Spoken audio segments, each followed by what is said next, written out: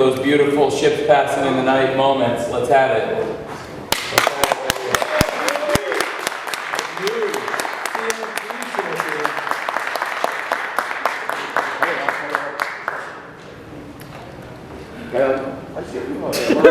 It's a real one. It's a special moment for me. This is my best friend. I'm happy to see this. Y'all be safe, y'all. Thank you. Right here is good. You ready up?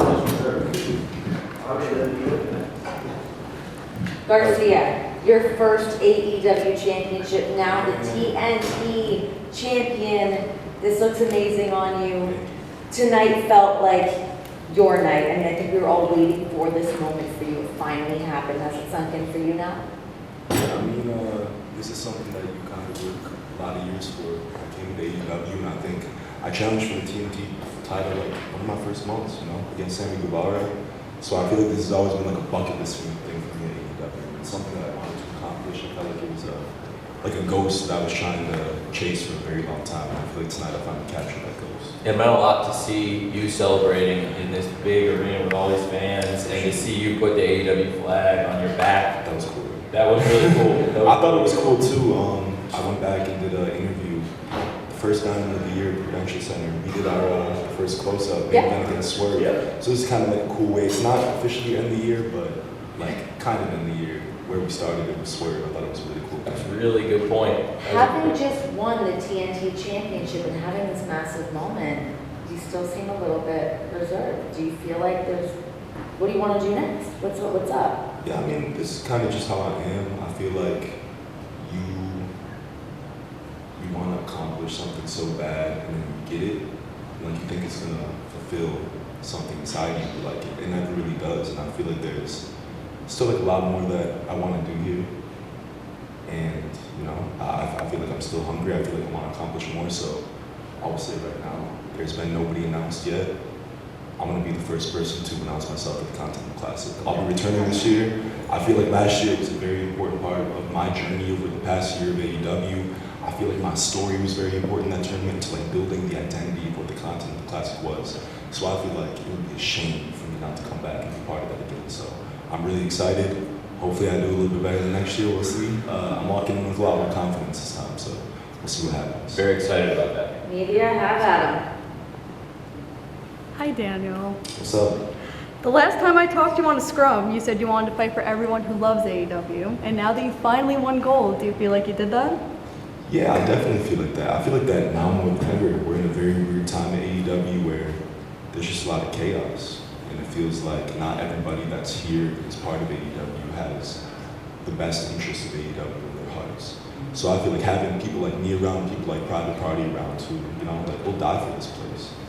I feel like having people like that is very important. So if anybody else feels like that, I feel like I represent them. That's why I saw the person with the AEW flag. Sorry if that fan is watching this, I took his flag. I never brought it back to him. It was sitting somewhere backstage probably, but I thought it was a cool moment to represent what I stand for and who I am. It's awesome. That's why we're here. John Albel, Wealthy Geeks. Dan, so many times in wrestling, a talent gets really hot with the crowd, they're with them on the journey, and then they come up short, and it's really hard to get the crowd back. It's happened 3 or 4 times with you, and the crowd is with you every single time. What do you think it is about you or your journey that resonates with people that has afforded you a chance like this? That's a really good question. I mean, of course, I'm afforded a lot of really good opportunities. Like, that's never lost on me. I feel like I've been in a very good spot for basically the entire time I was in AEW.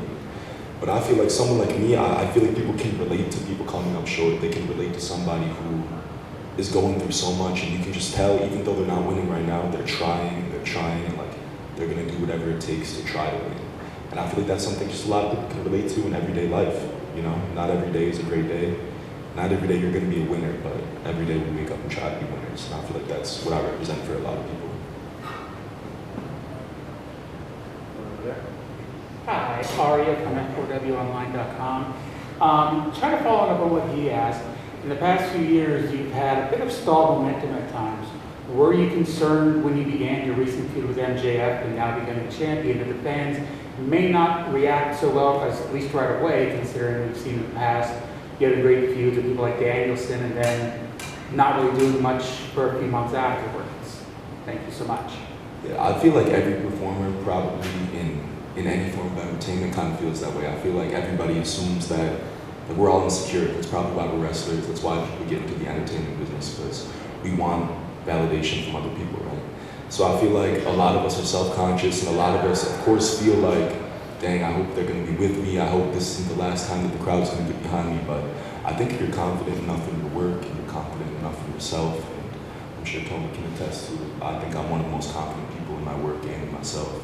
I feel like if you have that confidence in yourself, like, you should never be worried that people aren't going to come for you, because I think people can tell that confidence. And that's something that I'm very sure of myself. And I think no matter what happens, I think I'll be able to, you know, keep the crowd caring about me. I hope so anyways. 2 more questions for Garcia. Hi, Daniel, Dave Weinberg from the Adventures in Collecting podcast. Congratulations on the win. Congratulations on winning the TNT title. Recently had your first action figure released, and seeing how the TNT title has been customized by pretty much everyone who's ever won it. Do you have any plans to customize it, and do you see that as a way to get kind of on the front foot of getting another figure pretty quickly? I mean, that's a good question, but you know, I'm not really in it for figures. I'm not really in it for custom titles. I feel like this is a belt with a lot of lineage. This is Cody Rhodes' title. This is Brody Lee's title. Adam Copeland, Christian Cage. And I feel like I just got it out of the hands of somebody who treated it like a prop. And I feel like it's in the hands of somebody now who's going to treat it like a championship, and that's what it's going to become again. So no, I don't want to. I want to keep it like this. Thank you. What's up? Josh Martinez from iHeartRadio. To confirm, that was your mother that did the voiceover for your intro? Was she here tonight? Yeah, the whole family was here tonight. How was it winning that title in front of the whole family? I mean, it's amazing. I feel like my family is just part of AEW now. They come to like any show that's in driving distance. Any big match I have, I fly my family out. They told me, sees them all the time. But just getting to wrestle and perform in front of my mom, it's like the greatest feeling ever. Like, my mom is the reason why I'm into wrestling, because she had it on when I was a kid. She was a fan, so I became a fan.